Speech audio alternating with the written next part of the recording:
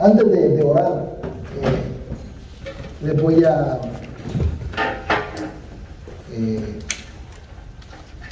dar las gracias a todos, porque ustedes saben de que no estuve aquí la semana pasada porque estuvimos enfermos y toda la iglesia nos ha mostrado cómo nos ama. Nos trajeron diferentes clases de sopitas, pollito, arrocito, pancito, nos trajeron de todo. Estoy planeando enfermarme la próxima semana, de verdad. La pasamos tan bien con la comida que nos trajeron. Ahí traíamos una pila de ollas para devolver. Y así que estoy agradecido con todos ustedes. También estoy agradecido no solo por la comida, sino por las llamadas, por los mensajes, ¿verdad? Porque estuvieron pendientes de nosotros y, ¿verdad? Las oraciones nos sostuvieron, así que estamos muy agradecidos. También estoy agradecido por que veo caritas nuevas. Estoy feliz. Ya tenía días de no ver a mi hermano Giovanni. Estoy contento de verlo aquí con nosotros. De repente, ¿verdad? El trabajo y lo que hacemos nos impide hacer todo lo que necesitamos hacer para el Señor, pero el Señor sabe. Y cuando yo vuelvo a ver a sus hijos regresando, hermano Rafa también, nos llena el corazón. Estamos felices de volverlos a tener con nosotros. También estamos felices por la visita de Federico, Iris y su bebé Mina León. Un aplauso para ellos, primera vez que vienen a estar con nosotros acá. Estamos muy felices de tenerlos acá. Así que vamos a orar para darle inicio a nuestro culto, a nuestra predicación de la palabra. Padre eterno, bendito sea, Señor. Gracias por todo lo que has hecho aquí, Señor, en medio de tus hijos. Bondad, Señor, de tus manos es que nos amemos de la manera que nos amamos, porque tú nos amaste primero. Gracias porque nos das el canal de comunicación contigo, que es la oración, para poder interceder por aquellos que están en necesidad. Y Padre, nosotros hemos sido beneficiados de ese privilegio que tú nos das. Padre, permanece conmigo hoy mientras predico la palabra, y te pido, Señor, que toques los corazones, que cambies las vidas y que logres en las personas todo lo que tú te dispones a hacer. Cristo Jesús te lo pido. Amén. Entonces vamos a empezar como yo empiezo siempre, y es: buenos días, Ágape. Buenos días. Buenos días. Vamos a continuar, hermanos, con el estudio de Daniel. Lo vimos interrumpido la semana pasada. Nuestro hermano Steve vino aquí. Hermano Steve, ustedes saben que yo lo quiero mucho, y lo quiero porque lo conozco de mucho tiempo, y también porque es un gran amigo. El hermano le llamé casi sin mucho aviso, ¿verdad? Día jueves en la noche, que necesitaba que predicara. Ustedes saben que nosotros tenemos predicadores aquí en la iglesia. Tenemos a nuestro hermano Pablo, tenemos al hermano Ricardo, que me reemplazan todo el tiempo, pero yo no le quise hacer eso a Pablo. No le quise llamar un día antes: hermano, predica el domingo, porque eso no se hace, ¿verdad? Entonces vino el hermano Steve, y él predicó, por supuesto, algo diferente de la línea que nosotros traíamos, ¿verdad? Pero yo edité el video de su predicación, y es tremenda bendición, ¿verdad? La predicación del hermano siempre lo ha sido, ¿verdad? El hermano me daba clases a mí, él me invitaba a predicar a su iglesia cuando yo no era pastor, y además me enseñó muchas cosas. Ha sido mi maestro desde hace muchos años, así que le tengo mucho respeto, además de cariño y amistad. Y entonces vamos a continuar con el capítulo 5. Nos quedamos en ese capítulo 5 de Daniel, ¿verdad? Para los que no saben dónde estamos. Capítulo 5 de Daniel, nos detuvimos en ese momento, ahí por el versículo 9, donde se da una tremenda falta de respeto a Dios, y se utilizan lo que son las cosas sagradas del templo de Jerusalén, que Nabucodonosor había tomado y las había traído para Babilonia, y les estaba dando un uso que desagradaba a Dios y que lo irrespetaba de una manera que se molestó, al punto de hacer un milagro que era prácticamente de condenación. Aparece una mano escribiendo en la pared. Y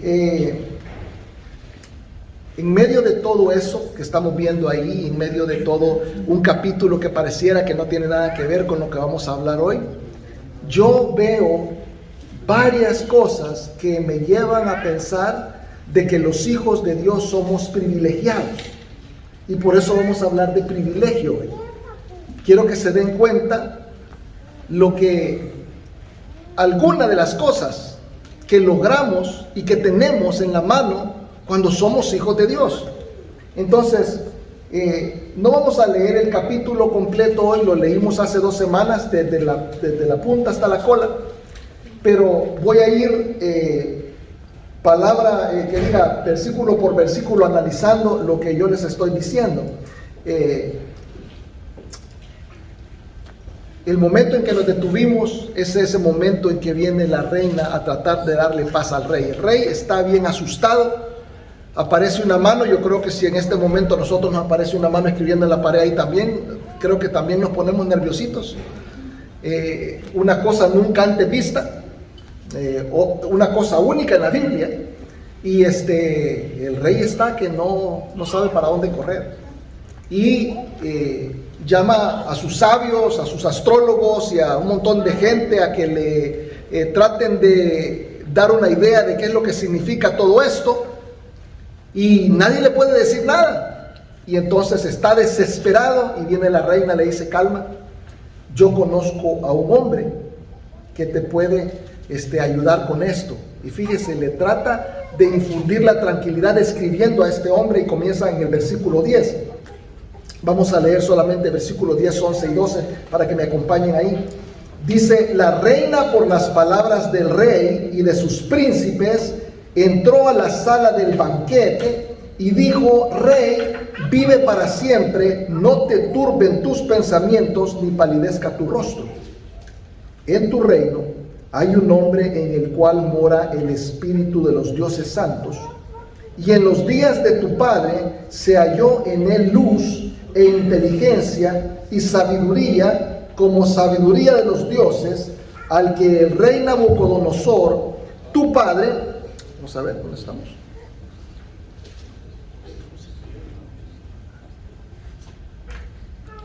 Oh rey, constituyó jefe sobre todos los magos, astrólogos, caldeos y adivinos, por cuanto fue hallado en él mayor espíritu y ciencia y entendimiento para interpretar sueños y descifrar enigmas, resolver dudas. Esto es en Daniel, al cual el rey puso por nombre Belsasar. Llámese pues ahora a Daniel y él te dará la interpretación. Ve cómo la reina le está tratando de dar tranquilidad al rey, describiendo a un hombre, y me parece interesante. Este hombre que está describiendo, hermanos, no es un hombre de su tierra, es un extranjero, no es un hombre de su raza, no es un hombre de su idioma, no es un hombre de su cultura. Estamos hablando de alguien completamente diferente. Y fíjese cómo somos los seres humanos. Nosotros tendemos a hablar mal del que es diferente de nosotros, ¿sí o no? Somos bien rápidos para decir los negros, los chinos, ¿verdad? Hablamos mal de la gente que es diferente de nosotros, ¿verdad? Los franceses, solo porque se parecen a nosotros, pero hablan otro idioma. Entonces, me parece interesante que el primer detalle de un privilegio que tenemos los hijos de Dios es, número uno, la buena fama. Buena fama. Fíjese que la reina está hablando de este hombre que es completamente diferente, que no es de su país, que no habla lo mismo que ella, pero ella no tiene nada malo que decir de él. No tiene nada malo de decir que él, ¿y qué es lo único que ha hecho Daniel? Fíjese todo lo bonito que está diciendo. Dijo muchas cosas bonitas en 3 versículos. Dese cuenta. Dijo: en él mora el espíritu de los dioses. Dijo que era inteligente, que era sabio, que fue colocado en eminencia, que es estudiado y que es sobresaliente. O sea, solo dijo virtudes. Interesante. Está hablando de alguien completamente diferente de ella. Y entonces yo me doy cuenta, ¿verdad?, que se vuelve cierto el proverbio. Proverbio 22:1 dice: de más estima es el buen nombre que las muchas riquezas, y la buena fama más que la plata y el oro. Daniel era un hombre muy respetado. ¿Y sabe qué es lo único que había hecho Daniel? Creer en Dios. Se había mantenido firme en la creencia de su Dios. Se había mantenido fiel. Se había mantenido ejemplar. Había confiado en Dios y había mantenido la comunicación con Él. Me parece bien interesante porque ¿acaso es eso cosa que nosotros no podemos hacer? O sea, nosotros venimos a creer en Jesucristo como Señor y Salvador. Venimos a ser hijos de Dios a través de poner nuestra fe en Jesucristo. Y después de eso lo que tenemos que hacer es mantenernos firmes en esa fe. Comunicarnos con Él. La verdad es que se nos exige muy poco a los cristianos. Se nos exige muy poco. Y yo me doy cuenta de que antes de venir a Cristo, yo siempre he admirado y me he alegrado mucho por aquellos hermanos, así como mis hijos, que han nacido en la iglesia y se han criado en la iglesia y son buenos niños y son buenos hijos de Dios. Pero esa no es lo que yo viví. Lo mío es que yo no conocí a Dios hasta que lo conocí a los 33 años. O sea, lo conocí viejo. ¿Y sabe qué es lo que hice antes de los 33 años? Yo me dediqué a desarmar mi testimonio. Yo no sé usted, pero eso es lo que yo hice. Dedicarme a verme mal, y yo no me daba cuenta. O sea, me dediqué a que me miraran mal mis padres, los amigos de mis padres. Yo creo que todo el mundo tenía mal concepto de mí, porque ahí andaba haciendo todo lo que yo quería. Entonces, fuera de Dios, nosotros nos dedicamos a arruinar nuestro testimonio. Eso es lo que hacemos. Nos dedicamos a eso. Y al venir a Dios, me doy cuenta que Dios nos da un poder. El poder del cambio. El poder de ser diferentes. El poder de ser otras personas. Y la gente se da cuenta, hermanos. Fíjese lo que dice aquí. Aquí encontré algo bien extraño en la primera de Juan 5:4. Y miren lo que dice. Dice, porque todo lo que es nacido de Dios vence al mundo. Y esta es la victoria que ha vencido al mundo, nuestra fe. O sea, ¿entendiste lo que está diciendo ahí? Que el solo hecho de que creíste en Cristo ya te ha llevado a vencer todas las costumbres, todas las ideas, todo lo que el mundo te enseña. Todo lo que tú querías ha quedado atrás. Y ahora tienes la oportunidad de comenzar a ser una persona diferente. Habla del poder que viene de creer en Dios. Y es una fuerza que nos mantiene alejados, una fuerza que nos hace llevar una vida nueva en Cristo Jesús. Y hermanos, aunque nosotros hayamos tenido una vida cochina antes de venir al Evangelio, la gente se da cuenta cuando ya cambiaste. La gente, es inevitable. Yo les he contado varias veces, se lo voy a volver a repetir. Yo regresé a mi país cuando mi papá murió y mis amigos, mi esposa le dice, los amigotes me buscaron. Y cuando les dije, no, pero es que yo ya no tomo, y ya no hago nada. ¿Sabe qué pasó con mis amigotes? Se desaparecieron. O sea, me buscaron para ver si era cierto. Y cuando vieron que me ponían todo enfrente y que no hacía caso, ya me dejaron. Dijeron, no, en realidad cambió. Ya no sirve de nada que estemos con él. Entonces la gente sí se da cuenta. Mantente firme en tu fe y la gente se da cuenta.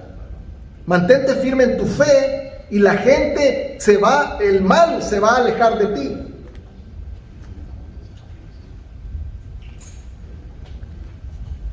Yo creo que es bueno que nosotros no nos olvidemos de dónde venimos, para que sepamos de dónde Dios nos sacó.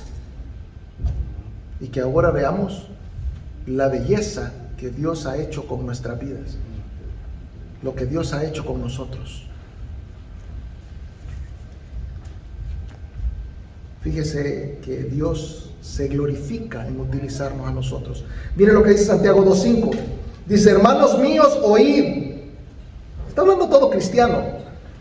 ¿No ha elegido Dios a los pobres de este mundo? Está preguntando, es una pregunta retórica. Y no está hablando de pobreza económica, está hablando de pobreza de espíritu. Aquellos que estamos desamparados, alejados de Dios, perdidos. ¿No ha elegido Dios a los pobres de este mundo para que sean ricos en fe y herederos del reino que ha prometido a los que le aman? Fíjense qué promesa. Primera de Corintios 1, del 26 al 31, dice: pues mirad, hermanos, y mire que aquí nos cae duro. Pues mirad, hermanos, vuestra vocación, que no sois muchos sabios según la carne. Nos está diciendo tontos. Y es cierto, éramos tontos. Antes de estar en Cristo éramos tontos, porque era una tontería lo que hacíamos. Y, ¿verdad? Duele cuando te dicen así, pero es la verdad. No sois muchos sabios según la carne, ni muchos poderosos, ni muchos nobles, sino que lo necio del mundo escogió Dios para avergonzar a los sabios. Lo débil del mundo escogió Dios para avergonzar a lo fuerte. Lo vil del mundo, o sea, lo malo, la basura del mundo, lo menospreciado, lo que nadie quiere, escogió Dios, y lo que no es, para deshacer lo que es, a fin de que nadie se jacte en su presencia. Mas por él estáis vosotros en Cristo Jesús, el cual nos ha sido hecho por Dios sabiduría, justificación, santificación y redención, para que, como está escrito, el que se gloría, gloríese en el Señor. Mire qué hermoso, que nosotros sabemos bien de que no nos escogieron por inteligentes. No nos escogieron porque somos de sangre azul. No nos escogieron porque tenemos clase. El Señor buscó lo que no tenía capacidad de ser para hacerlo y avergonzar a aquel que sí es. Entonces de repente tú puedes decir: qué feo el lugar de donde yo vengo, qué feo lo que yo hice, qué feo haber sido lo que fui. Pero si tú no hubieras sido eso, seguramente el Señor no te hubiera escogido. Así que bendito sea Dios hasta por el momento en el que hiciste lo que hiciste, porque eso te llevó a que Jesucristo tuviera misericordia de ti. Eso nos trajo a sus pies. ¡Qué bendición! ¡Qué bendición! Entonces ha quedado atrás la vieja vida. Ahora tenemos un nuevo testimonio, y ese testimonio la gente lo ve. Entonces, tenemos buena fama. Número 2, también tenemos buen juicio. Lo dice el pasaje, versículo 13 al 17. Porque el rey viene y le hace una oferta a Daniel.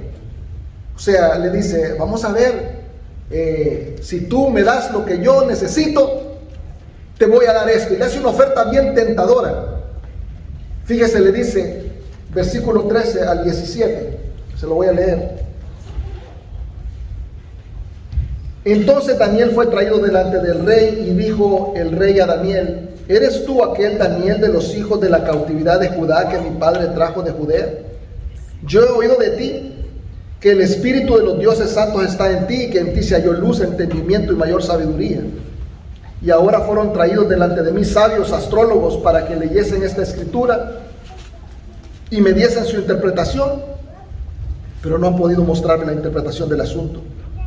Yo pues he oído de ti que puedes dar interpretaciones y resolver dificultades.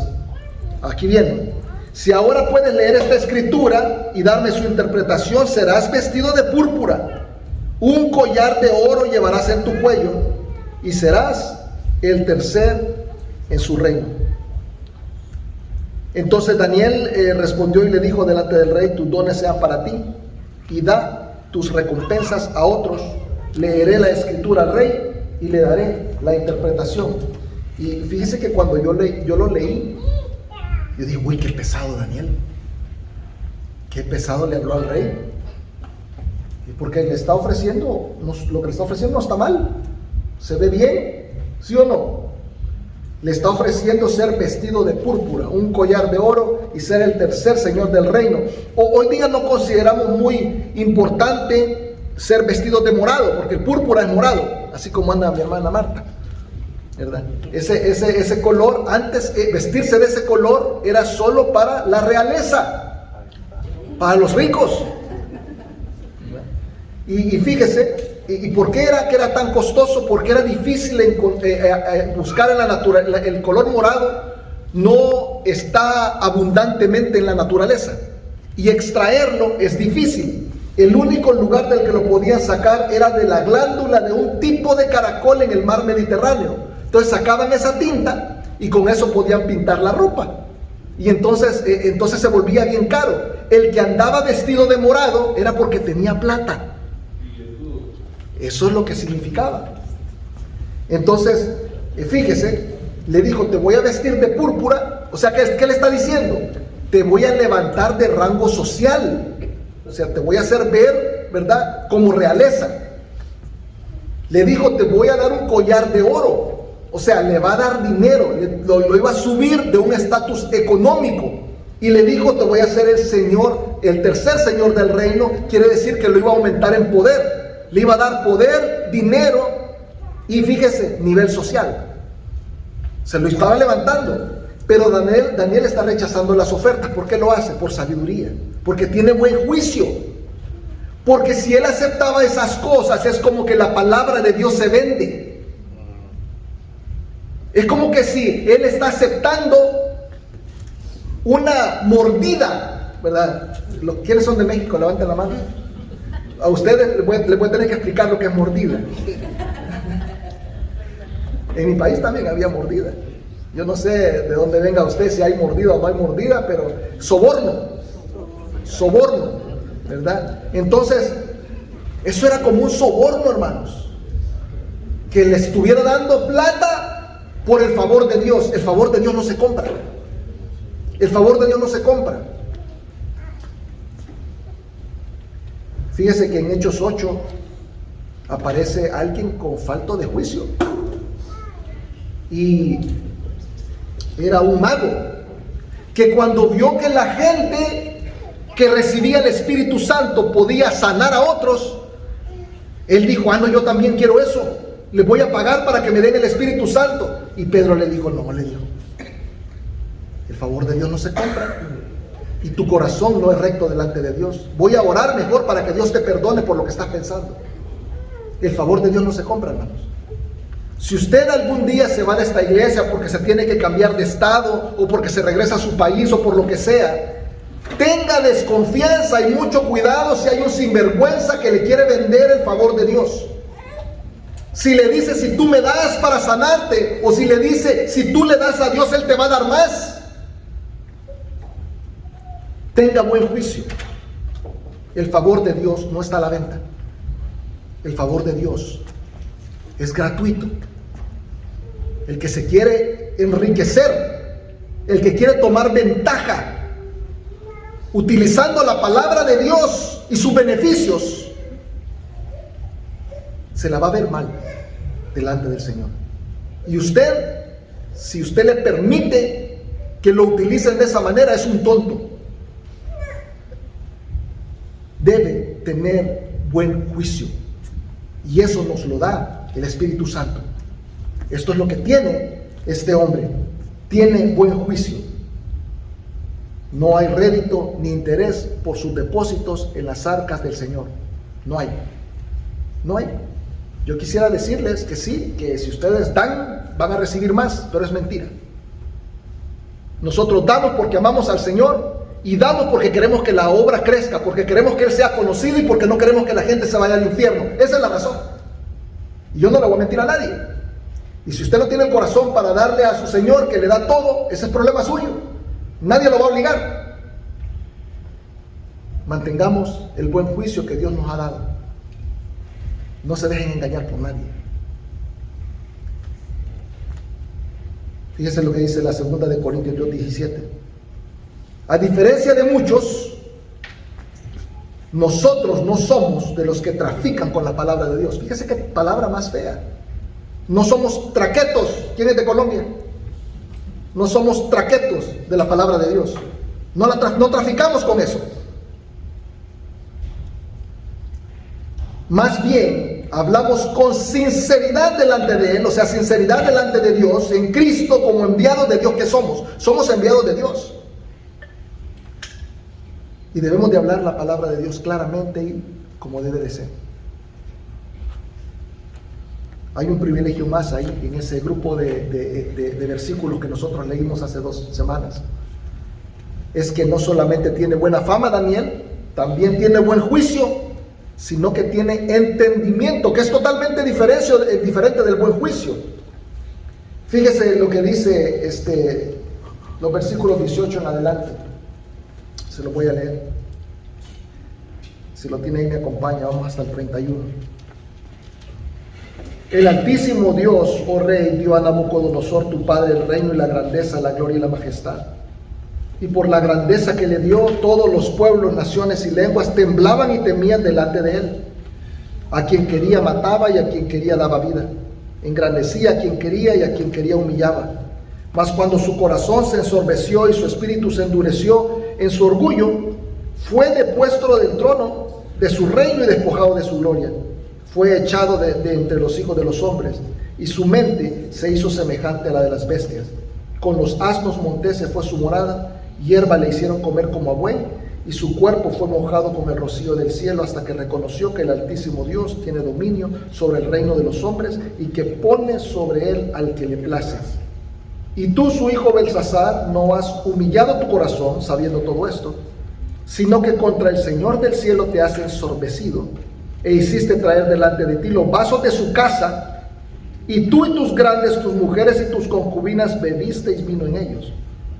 Además de esto diste alabanza a dioses de plata, oro, bronce, de hierro, madera y piedra, que ni ven, ni oyen, ni saben, y al Dios en cuya mano está tu vida y cuyos son tus caminos, nunca honraste. Entonces de su presencia fue enviada la mano que trazó esta escritura, y la escritura que trazó es Mene, Mene, Tekel, Uparsin. Esta es la interpretación del asunto. Mene, contó Dios tu reino y le ha puesto fin. Tekel, pesado has sido en balanza y fuiste hallado falto. Pérez, tu reino ha sido roto y dado a los medos y a los persas. Entonces mandó Belsasar vestir a Daniel de púrpura, poner en su cuello un collar de oro, proclamar que era el tercer señor del reino. La misma noche fue muerto Belsasar, rey de los caldeos, y Darío de Media tomó el reino, siendo de 62 años. El juicio del Señor no esperó ante la falta de respeto. Y ustedes saben que todo esto sucedió en Babilonia. Y ustedes ven esas palabras extrañas, Mene, Mene, Tekel, Uparsin. Y ustedes dicen, ¿será que los sabios y los astrólogos y toda esa gente de ahí de Babilonia no entendía las palabras porque estaban en arameo, que es un idioma que ellos no hablaban? Es cierto, los babilonios hablaban acadio, pero acadio, hebreo y arameo son idiomas semíticos, todos son similares. Es como que digamos el español, el francés y el español, el francés y el italiano son una sola familia. Y si usted ve cosas escritas en italiano, muy seguro que va a darse cuenta qué es lo que quiere decir. Pero en ese momento estas lenguas eran utilizadas como lenguas que enlazaban al mundo entero, de la manera que vino a ser el griego y de la manera que ha venido a ser el inglés. Usted habla inglés, se va a meter a cualquier país del mundo, va a encontrar quien le traduzca, porque todo el mundo habla inglés. Es una ventaja. En ese tiempo, en el tiempo de Jesucristo, fue el griego. Todo el mundo hablaba griego, no importa de dónde fuera la gente, hablaba griego, porque ese era el idioma que amarraba a todo el mundo. En este momento era el arameo. El arameo, desde el imperio neoasirio anterior a este que ellos estaban viviendo, los babilonios, había comenzado a utilizarse esa lengua como lengua comercial y la lengua de la calle, y continuó aún después de ellos. Entonces, esta gente entendía claramente lo que decía la pared. Lo que no sabían era que no entendían lo que estaba diciendo ahí. No entendían lo que quería decir. Porque, hermanos, el mensaje de Dios solamente lo puede interpretar un hombre de Dios. No puede cualquiera que no conoce a Dios decirte lo que dice la Biblia. Por eso es que hay tanta gente perdida en un montón de creencias, porque no son de Dios. Ese es el problema. Y tú te puedes dar cuenta que tú hablas con personas que te dicen que son cristianas, pero que están están extraviados de una relación con el Señor, y te ven el mismo versículo del que tú estás hablando con ellos y te están diciendo que dice lo que no dice. Y es increíble, y tú dices, pero ¿cómo es que no lo puede ver? No lo puede ver porque no es hijo de Dios. Simple y sencillamente. Fíjate,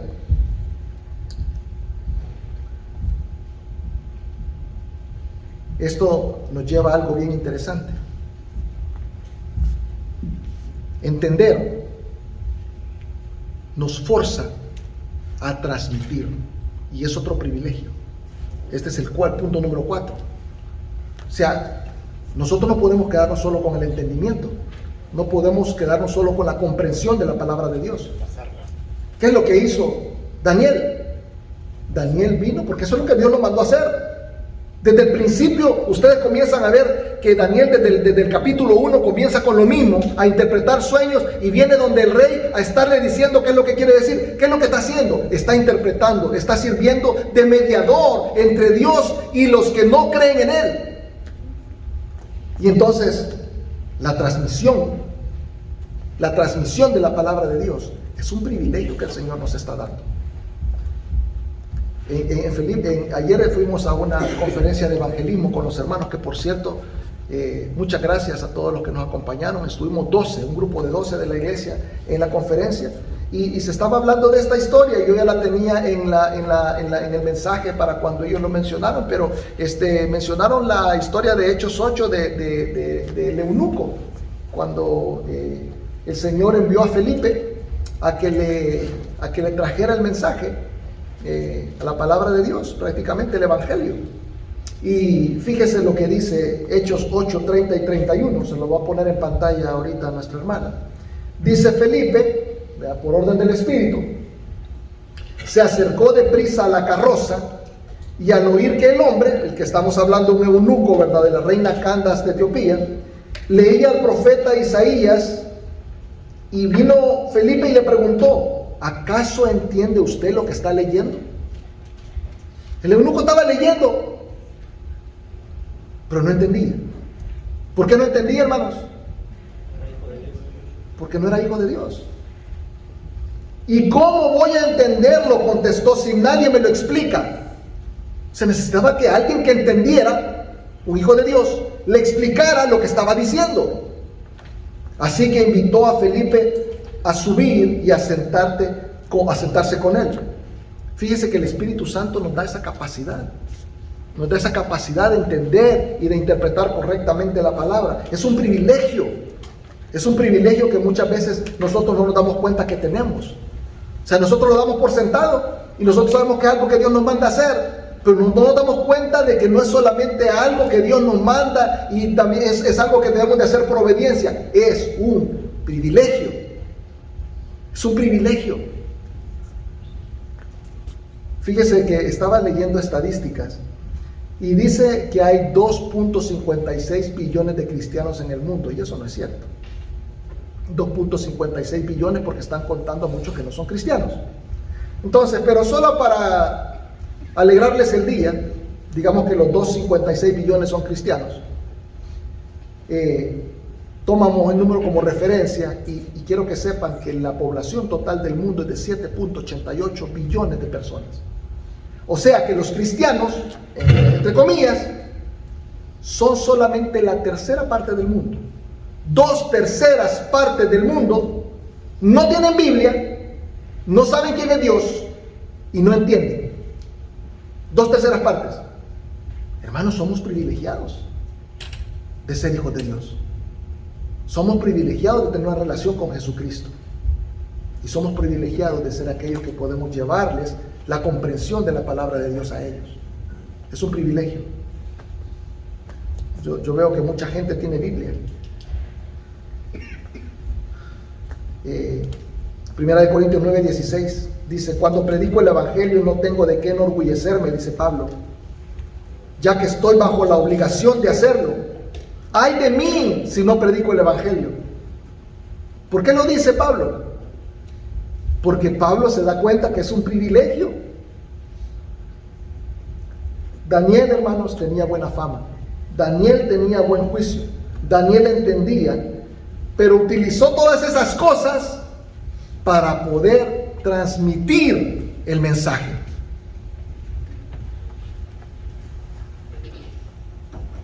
Yo creo que ustedes no deben de haber escuchado de este doctor John Getty. Ni yo había escuchado de él cuando leí acerca de él. Dicen que él se fue a meter a la isla Anatom. Y yo dije, ¿cuál isla es esa? Nunca lo he oído. Yo he oído de Puerto Rico, de Cuba, ¿verdad? Pero Anatom, ¿y eso qué es? Hermanos, es una islita pequeña que está, fíjese, al oeste está Australia. Anatom está aquí está Australia. Al sur está Nueva Zelanda. Y aquí al este están las islas Fiji, que esas sí las han oído mencionar, ¿verdad? Y seguramente quieren ir ahí.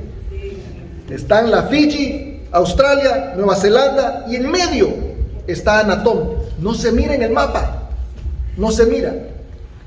Y este doctor Getty se fue a meter a esa islita con una población de menos de 1,000 personas y se quedó predicando la palabra de Dios ahí por 24 años hasta su muerte.